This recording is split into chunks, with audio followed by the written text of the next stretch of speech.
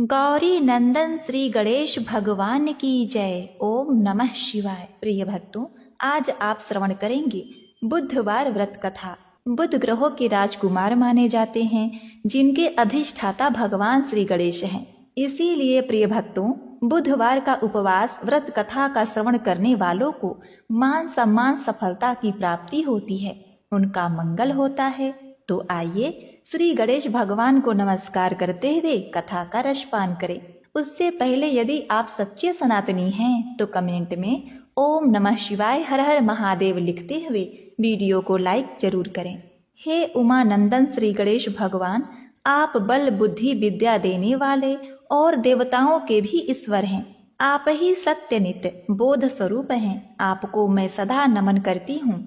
ओम श्री गंगणपते नमः। यदि आप इस कथा को सुन रहे हैं तो पूरा सुनिएगा, इससे मन चाहे फल की प्राप्ति होती है। बुधवार के दिन सुनी जाने वाली भगवान बुद्धदेव की बड़ी ही दुर्लभ पौराणिक व्रत कथा। एक बार महर्षि वशिष्ठ राजा मानधाता के दरबार में पहुंची। सूचना मिलने पर राजा ने द्वार पर आकर महर्षि का स्वागत किया। तदवंतर सभा में ले जाकर उनका आदर सत्कार किया। उन्होंने कहा, हे गुरुजी, आप प्रजा के कल्याणार्थ कोई ऐसा उपाय बताइए जिससे मेरी संपूर्ण प्रजा कष्टों से मुक्त होकर स्वर्गारोहण करे। वशिष्ठ जी ने राजा की बात सुनकर कहा, हे राजन, तुमने बड़ा ही उत्तम प्रश्न किया है, क्योंकि कोई भी व्यक्ति परोपकार की बात नहीं सोचता, केवल अपना ही लाभ देखता है। इसके लिए मैं तुमसे एक ऐसी व्रत का वर्णन करता हूँ जिसके करने से प्राणी सभी सांसारिक सुखों को भोग कर अंत में विष्णु लोक को जाता है। वशिष्ठ जी ने राजा मानधाता से कहा, हे राजन, बहुत समय पहले तुम्हारे पूर्वज निमि महाराज ने इस व्रत को किया था। महाराज निमि के वंशज मिथिला देश जनकपुर में राज्य करते थे। महाराज निमि आध्यात्मिक विद्या के प्रकांड विद्वान थे। उन्होंने अपनी विद्या के गर्व में आकर एक बार बुध देवता की पूजा का उपहास किया, जिसके फलस्वरूप बुध देव ने रुष्ट होकर उनके राज्य को नष्ट कर दिया। दूसरे राजाओं ने राज्य पर आक्रमण करके महाराज निमि को मार डाला। राजा की मृत्यु के पश्चात आक्रमणकारी सेना ने नगर को चारों ओर से घेर लिया। रानी ने विचार किया, अब हमारे शेष परिजन भी शत्रु द्वारा मार डाले जाएंगे, अतः अच्छा यही होगा कि हम सब चुपके से नगर के बाहर निकल जाएं। महल के गुप्त मार्ग से निकलकर रानी अपने पुत्र एवं पुत्री के साथ वन में चली गई। कई दिनों तक वे तीनों वन में भूख प्यास से तड़पते रहे। किसी प्रकार वे भटकते हुए उज्जैनी नगरी में जा पहुंचे। बड़ी चेष्टा करने के बाद रानी को एक ब्राह्मण के घर में धान कूटने और आटा पीसने का काम मिल गया। रानी के बच्चे भूख से छटपटा रहे थे। रानी से बच्चों का दुख देखा नहीं गया। उसने 7 चुटकी गेहूं का आटा बच्चों को खाने के लिए दे दिया। बच्चे उसे कच्चा ही खाने लगे। शाम को ब्राह्मण द्वारा उन्हें मजदूरी के रूप में बहुत सा आटा मिला, जिससे वे अपनी भूख को शांत कर सके। रानी को अपनी चोरी याद न रही, परंतु यमराज की वही खाता में उसकी चोरी लिख ली गई थी। धीरे धीरे समय बीतता गया। रानी और राजकुमार की सेवाओं से ब्राह्मण देवता बहुत ही प्रसन्न थे। कई बार उनके भेद को ब्राह्मण ने जानना भी चाहा, किंतु हर बार रानी ने उस बात को टाल दिया। एक दिन ब्राह्मण ने उस बालक की हस्तरेखाएं देखकर कहा, यह बालक तो कोई राजकुमार है। इसकी रेखाओं से ऐसा जान पड़ता है कि यह किसी दिन बहुत बड़े साम्राज्य का स्वामी होगा। मुझे ऐसा विश्वास हो रहा है कि तुम लोगों पर किसी देवता का प्रकोप हुआ है, जिसके फलस्वरूप तुम्हें अपार कष्ट भोगना पड़ रहा है। रानी के नेत्रों में आंसू छलक आए। उसने ब्राह्मण के पैर पकड़कर उस कष्ट के निवारण का उपाय पूछा। ब्राह्मण ने कहा, तुम लोगों पर बुध देवता का प्रकोप है, अतः तुम लोग उनका व्रत करो और कथा सुनो। ऐसा करने से तुम्हारा दुख निश्चित ही दूर हो जाएगा। ब्राह्मण ने पूजा एवं व्रत की सारी विधि बतला दी। ब्राह्मण के कथना अनुसार वे तीनों प्राणी बुद्ध देवता की आराधना एवं व्रत करने लगे। बुद्ध के व्रत और उनकी कथा सुनने से बुद्ध देवता निमि रानी और राजकुमार पर प्रसन्न हो गए। उन्होंने उसके पिता निमि का राज्य दिलाने का निश्चय किया। बुद्ध देवता के प्रभाव से मिथिला नगरी में विप्लव हो गया। प्रजा ने नए राजा को मारकर खदेड़ दिया और निमि के पुत्र की खोज आरंभ कर दी। दूत लोग खोजते हुए ब्राह्मण के आश्रम में उज्जैनी जा पहुंचे। वहां से वे लोग राजकुमार को अपने देश ले गए और उसी राज सिंहासन पर बिठाकर उसका राज्य किया और राजकुमारी का विवाह धर्मराज के साथ हो गया एवं उस आश्रयदाता को राजगुरु का पद दिया गया। राजकुमारी महाराज धर्मराज के महल में चली गई। महाराज के महल में सदैव बंद रहने वाले 7 गुप्त द्वार थे। धर्मराज ने उस द्वारों को खोलने के लिए राजकुमारी को मना किया था। निषेध के कारण राजकुमारी की उत्सुकता बढ़ गई। एक दिन जब धर्मराज कार्यवश बाहर गए हुए थे, तब राजकुमारी ने चुपके से एक द्वार खोल डाला। वह द्वार राजमहल से नर्क की ओर गया था।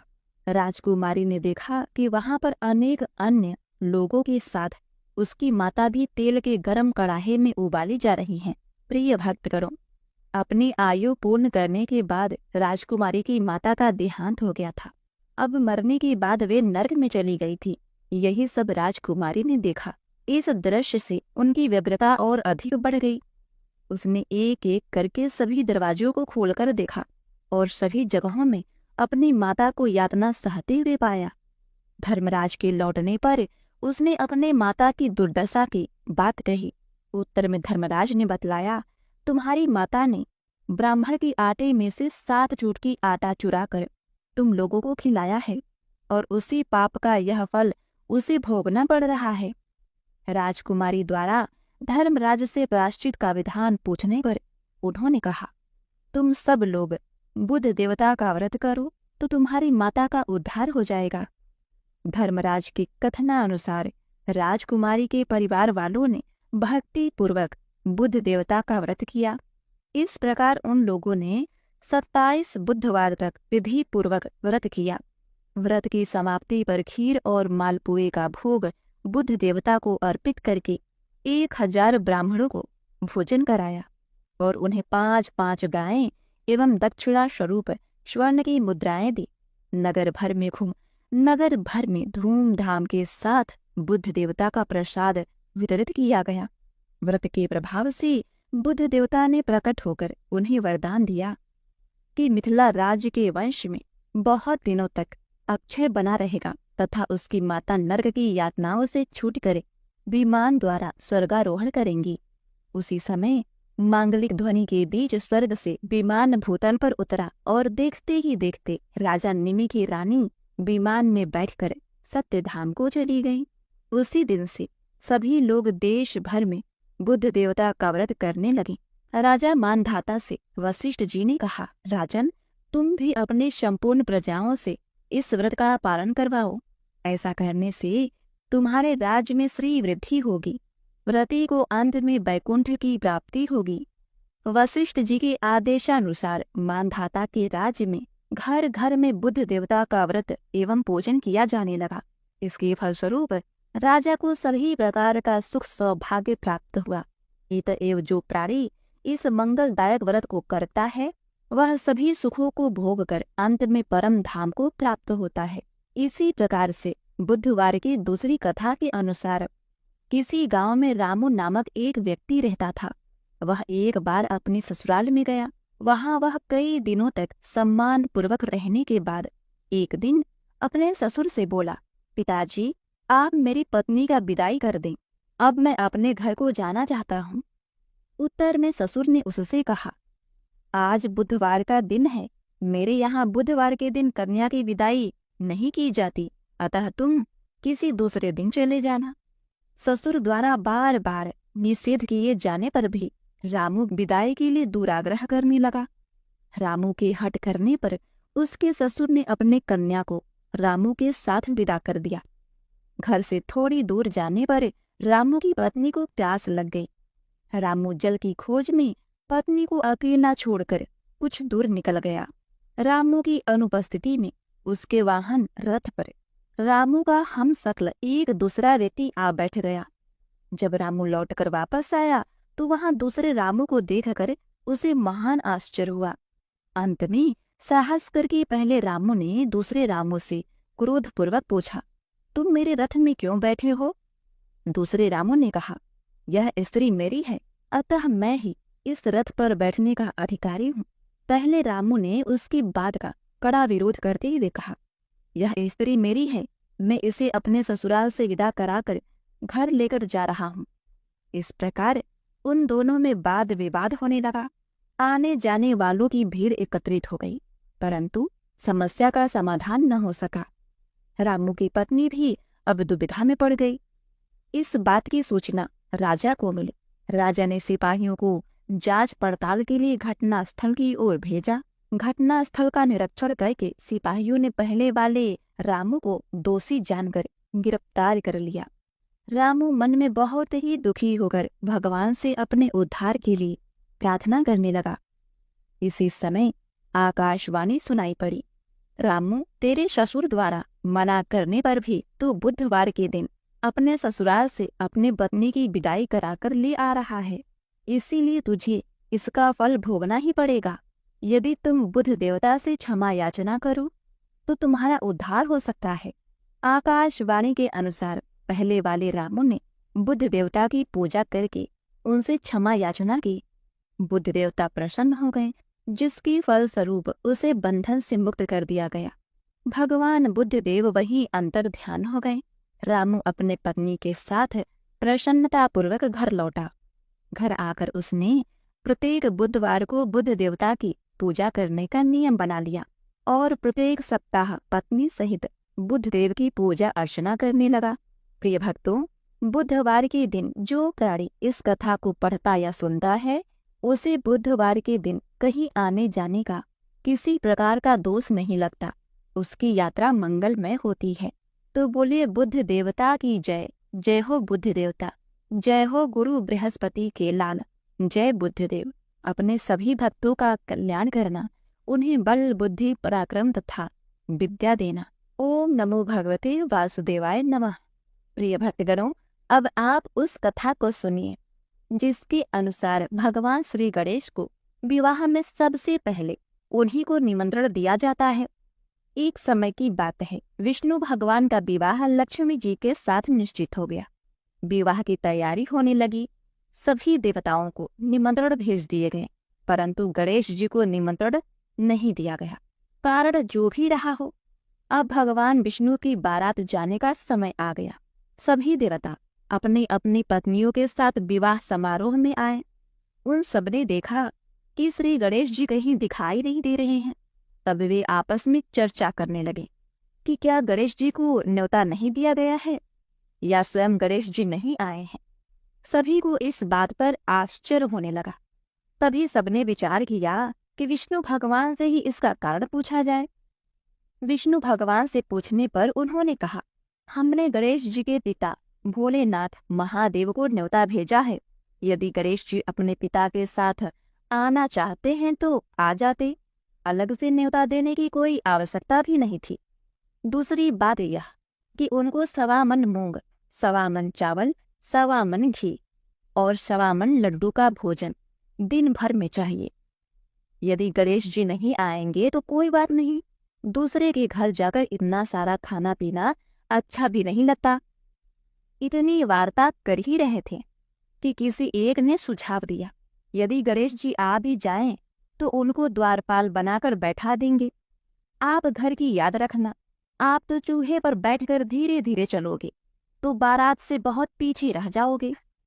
यह सुझाव भी उनको पसंद आ गया, तो भगवान विष्णु ने भी अपनी सहमति दे दी। होना क्या था, इतने में श्री गणेश जी वहां आ पहुंचे और उन्हें समझा बुझाकर घर की रखवाली के लिए बैठा दिया। बारात चल दी।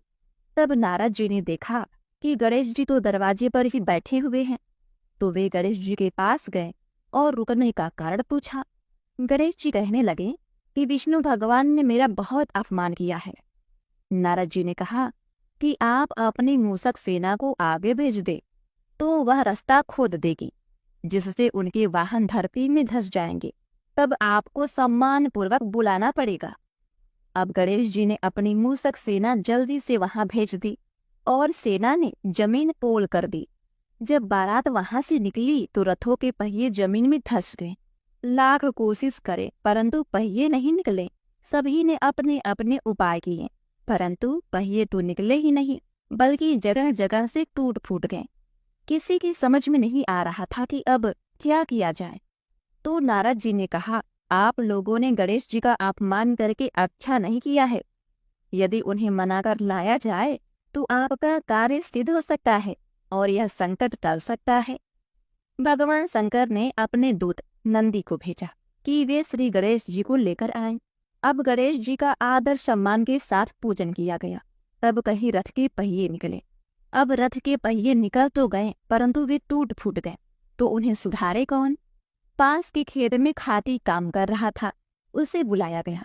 खाती अपना कार्य करने से पहले श्री गणेशाय नमः कहकर गणेश जी की वंदना मन ही मन करने लगा। देखते ही देखते खाती ने सभी पहियों को ठीक कर दिया। तब खाती कहने लगा, हे देवताओं, आपने सर्वप्रथम गणेश जी को नहीं मनाया होगा और न ही उनकी पूजा की होगी, इसीलिए तो आपके साथ यह संकट आया है। हम तो मूर्ख अज्ञानी हैं, फिर भी पहले गणेश जी को पूजते हैं, उनका ध्यान करते हैं। आप लोग तो देवतागण हैं, फिर भी आप लोग गणेश जी को कैसे भूल गए? अब आप लोग भगवान श्री गणेश जी की जय बोलकर जाएं, तो आपके सब काम बन जाएंगे और कोई संकट भी नहीं आएगा। अब ऐसा कहते हुए बारात वहां से चल दी और विष्णु भगवान का लक्ष्मी जी के साथ विवाह संपन्न करा के सभी सकुशल घर लौट आए। हे गणेश जी महाराज, आपने भगवान विष्णु का जैसा कार्य सिद्ध किया, वैसा कार्य सबका सिद्ध करना। बोलो गजानन भगवान की जय। ओम नमः शिवाय। जय श्री गणेश। तो आइए सुनते हैं प्रथम पूज्य श्री गणेश जी की बैसाख पूजा की कथा। यदि आप यह कथा सुन रहे हैं तो पूरा सुनिएगा, इससे मन चाहे फल की प्राप्ति होती है। तो कथा को आधा अधूरा न छोड़ें। इससे बैसाख मास के देवता मधुसूदन यानी कि श्री कृष्ण जी का अपमान होता है। तो आइए पहली कथा का रसपान करते हैं। एक बार श्री गणेश जी ने पृथ्वी के मनुष्यों की परीक्षा लेने का विचार किया। वे अपना रूप बदलकर पृथ्वी पर भ्रमण करने लगे। उन्होंने एक बालक का रूप बना लिया। एक हाथ में एक चम्मच में दूध ले लिया और दूसरे हाथ में एक चुटकी चावल ले लिया। साथ ही साथ आवाज लगाते चल रहे थे, कोई मेरे लिए खीर बना दे, कोई मेरे लिए खीर बना दे। लेकिन कोई भी उन पर ध्यान नहीं दे रहा था, बल्कि लोग उन पर हंस रहे थे। वे लगातार एक गांव के बाद दूसरे गांव इसी तरह चक्कर लगाते हुए पुकारते रहे, पर कोई खीर बनाने के लिए तैयार नहीं था। सुबह से शाम हो गई। श्री गणेश जी लगातार घूम रहे थे। एक बुढ़िया माई थी जो शाम के वक्त अपनी झोपड़ी के बाहर बैठी हुई थी। तभी गणेश जी वहां से पुकारते हुए निकले, कोई मेरी खीर बना दे, कोई मेरी खीर बना दे। बुढ़िया माई बहुत ही कोमल हृदय वाली स्त्री थी। उसने कहा, बेटा मैं तेरी खीर बना देती हूँ। गणेश जी ने कहा, माई अपने घर में से दूध और चावल लेने के लिए बर्तन ले आओ। बुढ़िया माई एक कटोरी लेकर जब झोपड़ी से बाहर आई तो गणेश जी ने कहा, अपने घर का सबसे बड़ा बर्तन लेकर आओ। बुढ़िया माई को थोड़ी झुझलाहट हुई, पर उन्होंने कहा, चलो बच्चे का मन रख लेती हूँ, और अंदर जाकर वह अपने घर से सबसे बड़ा पतीला लेकर बाहर आई। गणेश जी ने चम्मच से दूध पतीले में उधेड़ना शुरू कर दिया। तब बुढ़िया के आश्चर्य की सीमा न रही जब उसने देखा दूध से पूरा पतीला भर गया है। एक के बाद एक वह बर्तन झोपड़ी से बाहर लाती गई और उसमें गणेश जी दूध भरते चले गए। इस तरह से घर के सारे बर्तन दूध से लबालब भर गए। गणेश भगवान ने बुढ़िया माई से कहा, मैं स्नान करके आता हूँ, तब तक तुम खीर बना लो, मैं वापस आकर खाऊंगा। बुढ़िया माई ने पूछा, मैं इतनी सारी खीर का क्या करूंगी? इस पर गणेश जी बोले, सारे गांव को दावत दे दो माई। बुढ़िया माई ने बड़े प्यार से मन लगाकर खीर बनाई। खीर की भीनी भीनी मीठी मीठी खुशबू चारों दिशाओं में फैल गई। खीर बनाने के बाद वह हर घर में जाकर खीर खाने का न्योता देने लगी। लोग इस पर हंस रहे थे। बुढ़िया के घर में खाने को तो दाना नहीं और ये सारे गांव को खीर खाने की दावत दे रही है। लोगों को कौतूहल हुआ। खीर की खुशबू से लोग खींचे चले आए। लोग सारा गांव बुढ़िया माई के घर में इकट्ठा हो गया। जब बुढ़िया माई की बहू को दावत की बात मालूम हुई तब वह सबसे पहले वहां पहुंच गई, क्योंकि बहू बुढ़िया माई से अलग रहा करती थी। उसने खीर से भरे पतीलों को जब देखा तो उसके मुंह में पानी आ गया। उसे बड़ी जोर से भूख लगी थी। उसने एक कटोरी में खीर निकाली और दरवाजे के पीछे बैठकर खाने की तैयारी करने लगी। इसी बीच खीर का एक छींटा नीचे गिर गया और गणेश जी को भोग लग गया और वो प्रसन्न हो गए। अब पूरे गांव को खाने की दावत देकर बुढ़िया माई वापस अपने घर आई तो उन्होंने देखा बालक वापस आ गया था। बुढ़िया माई ने कहा, बेटा खीर तैयार है, भोग लगा लो। गणपति जी बोले, माँ भोग तो लग चुका है, मेरा पेट पूरी तरह से भर गया है, मैं तृप्त हूँ। अब तू खा, अपने परिवार और गांव वालों को खिला। बुढ़िया माई ने कहा, यह तो बहुत ज्यादा है, सबका पेट भर जाएगा, इसके बाद भी यह बच जाएगी। उस बची हुई खीर का मैं क्या करूं? इस पर गणेश जी बोले, उस बची हुई खीर को रात में अपने घर के चारों कोनों में रख देना। और बुढ़िया माई ने ऐसा ही किया। जब सारा गांव जी भर के खा चुका था तब भी ढेर सारी खीर बच गई। उसने उसके पात्रों को अपने घर के चारों तरफ रख दिया। सुबह उठकर उसने क्या देखा, पतीले में खीर के स्थान पर हीरे, जवाहरात और मोती भर गए हैं। वह बहुत खुश हुई। उसकी सारी दरिद्रता दूर हो गई और वह आराम से रहने लगी। उसने गणपति जी का एक भव्य मंदिर बनवाया और साथ में एक बड़ा सा तालाब भी खुदवाया। इस तरह उसका नाम दूर दूर तक प्रसिद्ध हो गया। बुढ़िया माई ने बड़ पीपल आकड़ी का वृक्ष भी लगवाया और बैसाख माह में उसे सींचने भी लगे। प्रिय भक्तों, उस जगह वार्षिक मेला लगने लगा। लोग गणेश जी की कृपा प्राप्त करने के लिए उस स्थान पर पूजा करने और मन्नतें मांगने के लिए आने लगे। गणेश जी सबकी मनोकामनाएं पूरी करने लगे। प्रिय भक्तों, इस प्रथम कहानी के माध्यम से मैं आज यही शुभकामनाएं दे रही हूँ कि इस कथा कहानी को कहते सुनते और हुकारा भरते जैसी कृपा गणेश भगवान ने बुढ़िया माई पर की, वैसी कृपा हम सब पर करना। बोलिए गणपति भगवान की जय।